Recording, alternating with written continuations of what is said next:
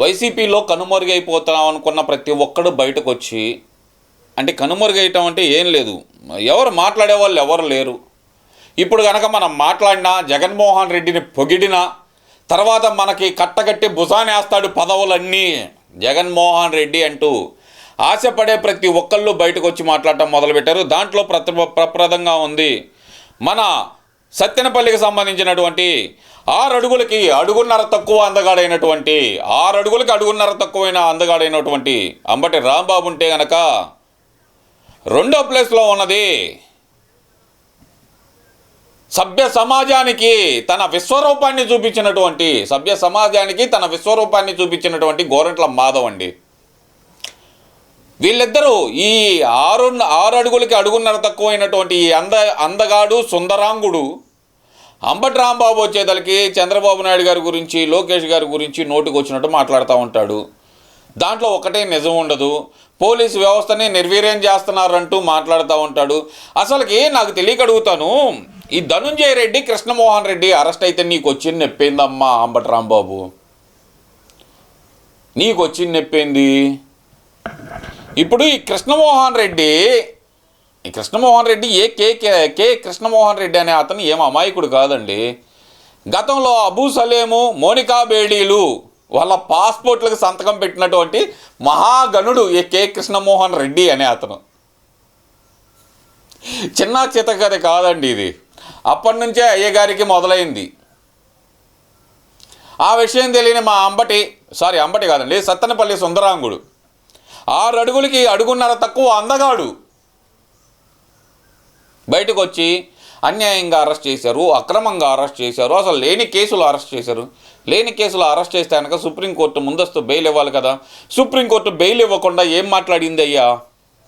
ఈ case merits ఆధారంగా చూస్తే కనుక వీళ్ళని బయటకు వదిలితే ప్రమాదము, మేము ముందస్తు రక్షణ కల్పించలేము వీళ్ళిద్దరికి అని చెప్పిన తర్వాతగా సిట్ విచారణలో అరెస్ట్ చేసింది వాళ్ళని. అంటే సుప్రీంకోర్టును కూడా తప్పు పట్టేంత గనుడు వా నువ్వు? ఏమయ్యా లాయర్ కానీ లయ్యర్? 6 అడుగులకి అడుగున్నర తక్కువ సుందరాం కూడా నువ్వు చెప్పు సమాధానం మాకు. వీళ్ళకు తోడు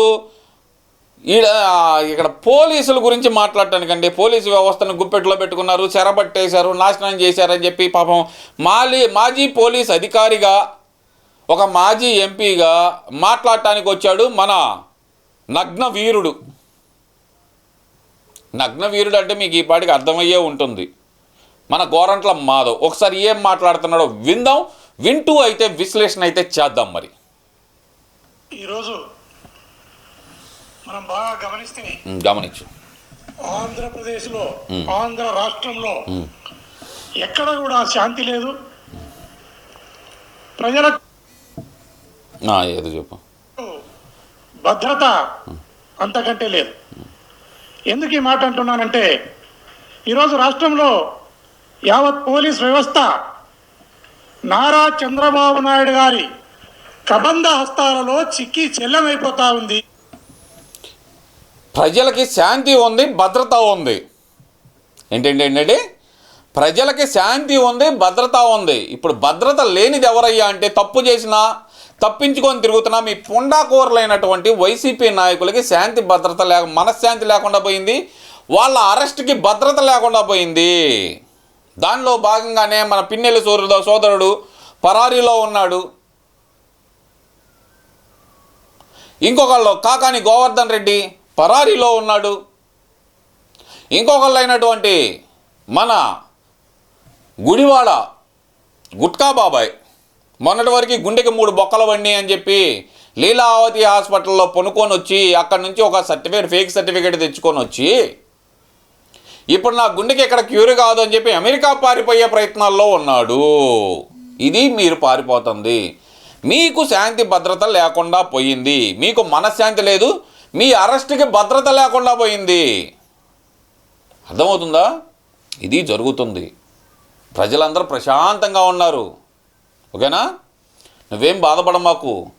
గతంలోగా పోలీసుల్ని కాలర్లు పట్టుకొని ఎవరు అడగట్లా. మీ సిద్ధిరప్పల రాజు నువ్వు కూడా ఎగబడ్డావు కదా పోలీసుల మీద, మర్చిపోయావా?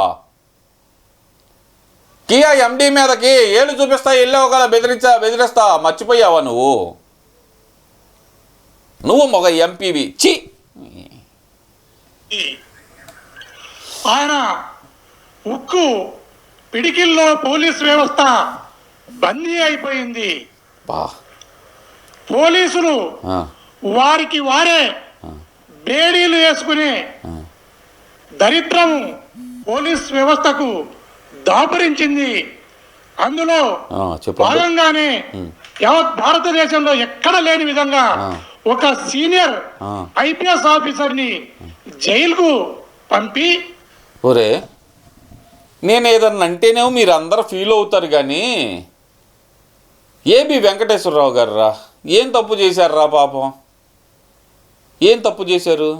ఆయన్ని సస్పెండ్ చేసి నానా చిత్రహింసలు పెట్టి మీకు ఎదురొచ్చారు, మిమ్మల్ని ప్రశ్నిస్తారు, వీళ్ళు నిజాయితీగా పనిచేస్తారు అనుకున్న పోలీసులందరినీ లూప్ లైన్లో పెట్టినప్పుడు నోట్లో బెల్లం గడ్డ ఏమన్నా పెట్టుకున్నావా? చెప్పు, నోట్లో బెల్లం గడ్డ ఏమన్నా పెట్టుకున్నావా? ఆ రోజు సస్పెండ్ చేసినప్పుడు మాట్లాడలేకుండా ఏం గాడిదలు కాసా నువ్వు మాజీ పోలీస్ అధికారివే కదా. పోలీసుల్ని మీ వైసీపీ నాయకులు మోకాళ్ళ మీద కూర్చోబెట్టినప్పుడు నువ్వేం గాడిదలు కాసా? పోలీసులు మా కాపలా కుక్కలు అని చెప్పి పిన్నెల్లి రామకృష్ణారెడ్డి మాట్లాడినప్పుడు నువ్వేం గాడిదలు కాసావు అంటున్నా.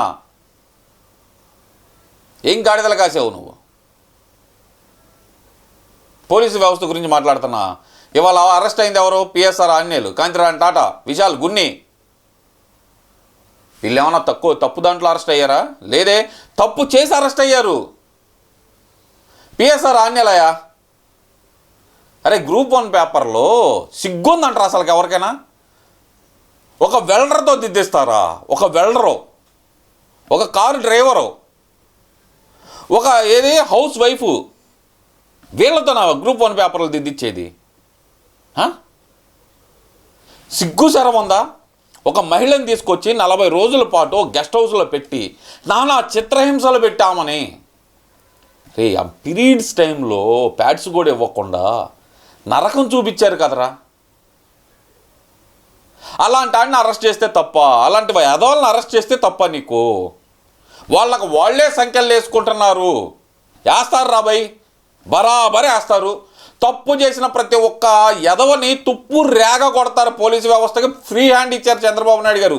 తన గుప్పెట్లో బంధించలేదు, ఫ్రీ హ్యాండ్ ఇచ్చారు. తప్పు చేస్తే కనుక అది సొంత పార్టీ లేదు, పక్క పార్టీ లేదు, ఎవడైనా సరే తుప్పు రేగ కొట్టండి అని చెప్పి ఫ్రీ హ్యాండ్ ఇచ్చారు. అది తెలుసుకొని చచ్చిపో తర్వాత నువ్వు మొండ మొప్పిన వెళ్ళారా. నెక్స్ట్ మళ్ళీ చెప్పు. ప్రభుత్వం మారితే అది ఒక సాంప్రదాయానికి తెరదీసిన రోజును మనం గుర్తు చేసుకోవాలి. ఆపు సోది, సోది ఆపు. ఎంతమందిని ఇబ్బంది పెట్టారా గడిచిన 5 సంవత్సరాల్లో? ఈ సంవత్సరం ఈసారి ఎవరిని ఇబ్బంది పెడుతున్నారు? ఎవరిని ఇబ్బంది పెడుతున్నారు చెప్పరా భయ్? ఒక్కడిని చూపించు. మీ కొమ్ము కాసిన పోలీసులు ఇంకా ఉన్నారు కదా. ఏ స్టేషన్ నుంచి ఏ ఫైల్ కదులుతుందో మీకు ఇంకా ఎలా తెలుస్తున్నాయి వార్తలు? మీ సంఖ నాకుతున్నారు కదా ఇంకా కొంతమంది, వాళ్ళని ఏమైనా ఇబ్బంది పెడుతున్నారా? అరే కాకాని గోవర్ధన్ రెడ్డి ఇంతవరకు దొరకలేదంటే ఏ పోలీసు వ్యవస్థ సహకరించకుండా ఆయన తిప్పచ్చుకొని తిరగలడా? కానీ ఏమన్నా చేస్తున్నారా వాళ్ళని? ఏం చేయట్లేదు కదా. సోది కబుర్లు దొబ్బమాకు. మనం ఈరోజు తెలుసుకోవాలి. మనం బాగా గమనిస్తే చెప్పు, మన దేశం యావత్ భారతదేశం అన్ని ప్రాంతాల నుంచి అన్ని ప్రాంతాలలోని పౌరులు, ఆయా రాష్ట్ర ప్రభుత్వాలు అందరూ కలిసికట్టుగా ఈ దేశం యొక్క సమగ్రత కోసం, సార్వభౌమాధికారం కోసం పాకిస్తాన్ మీద యుద్ధం చేస్తూ ఉంటే కూటమి ప్రభుత్వం మాత్రం మా వైఎస్ఆర్ కాంగ్రెస్ పార్టీ మీద యుద్ధం ప్రకటించింది. అరే సన్నాసి, నువ్వు పోలీసు ఎలా అయ్యావురా? అరే సన్నాసి, నువ్వు పోలీసు ఎలా అయ్యావు? రాష్ట్ర ప్రభుత్వాలు కలిసి పాకిస్తాన్ మీద యుద్ధం చేసేది ఏందిరా సన్నాసి? అరమెంటలు నా వెళ్ళారా? పనికి మన స్క్రాప్ అంతా వైసీపీలోనే వచ్చినట్టుంది. రాష్ట్రాలు రాష్ట్ర ప్రభుత్వాలు కలిసి చేస్తున్నాయి యుద్ధం. సిగ్గుశరం ఉందా నీకు అసలుకి? నువ్వు పోలీసు, మళ్ళీ మాజీ పోలీసు, ఒక సిఐగా రాజీనామా చేసినాడివి. రాష్ట్రాలు యుద్ధాలు చేస్తాయంటరా? ఏం మాట్లాడుతున్నావు నువ్వు అసలుకి? వైనంతైనా సచ్చిందా? చీ, మిమ్మల్ని చూస్తుంటే కనుక నాకు చిరాకు కూడా వస్తుందా? నాకు దేశం అనేది, దేశంలో బోర్డర్లో ఉన్న సైనికులు చేస్తున్నారు యుద్ధం. ఇక్కడ సైనికులు ఏదైతే కనుక భారతదేశపు సైనికులు వీర సింహాలై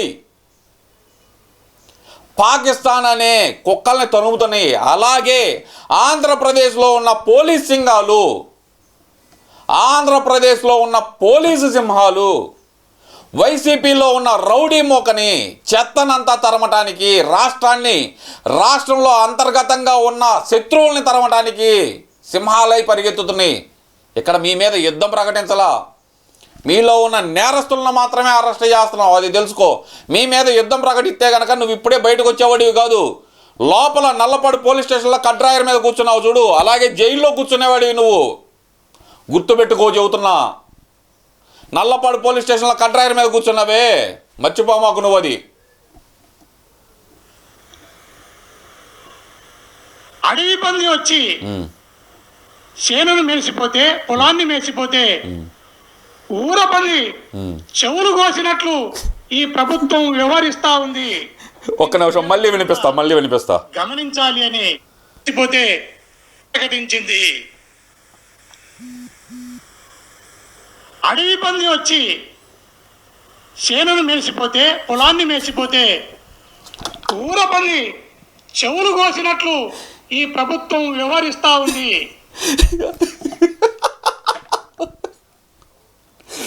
ఒప్పుకున్నావు. అడవి పంది లాంటి మీ జగన్మోహన్ రెడ్డి రాష్ట్రాన్ని మొత్తం దోచుకొని తింటే ఊరపందులు లాంటి చిన్న చిన్న నాయకులు చెవులు కోస్తున్నాడు చంద్రబాబు నాయుడు. ఇదేం పద్ధతి? కోస్తే కనుక అడవి పంది చెవులు కొయ్యాలి కదా అంటున్నాడు మన నగ్న వీరుడు గోరంట్ల మాధవ్. అడవి పంది ఎవరు? నువ్వు చెప్పిన భాషకే వద్దాం అబ్బా.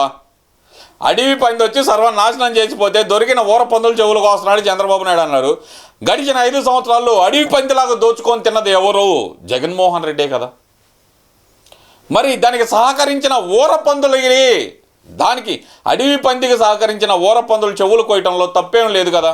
నువ్వే ఒప్పుకున్నావు కదా. ఇప్పటికైనా సరే నిజం ఒప్పుకున్నందుకు నీకు హ్యాట్స్ ఆఫ్ చెబుతూ, ఇలానే నిజాలు ఒప్పుకుంటూ, ఇలానే మీ అడవి పంది చేసిన నిజాలన్నీ ఒప్పుకుంటూ, దయచేసి ఈ కూటమి ప్రభుత్వానికి, పోలీసులకి నీ పూర్తి సహాయ సహకారాలు అందించవలసిందిగా కోరుకుంటున్నాము.